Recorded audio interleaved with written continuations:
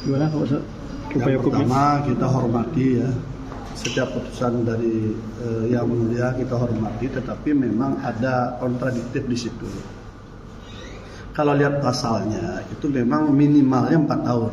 Pasalnya pasal 12 itu minimal 4 tahun. Jadi itu adalah hukuman yang paling bawah di antara ancaman pasal. Tetapi kalau kita lihat fakta sidangnya sebenarnya kan sudah jelas. Yang membuat perda saja itu mengatakan tidak terima gaji. Yang membuat perda.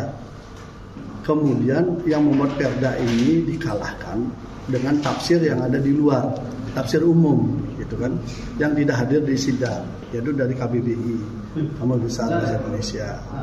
Jadi apa yang isi di perda itu ditafsirkan berbeda kan, itu satu. Yang kedua disebutkan juga bahwa dia 100 pegawai negeri.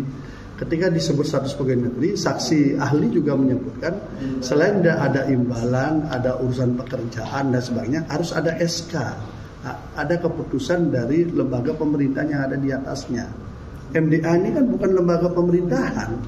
Jadi kalau kemudian pengukuhan dari MDA ditafsirkan sebagai keputusan yang basic yang disebut sebagai keputusan sebagai status pegawai negeri, ya konyol. Berarti gara-gara ada MDA lah kemudian Benih Sadar menjadi pegawai negeri dan ke depan menjadi objek untuk tindak pidana korupsi.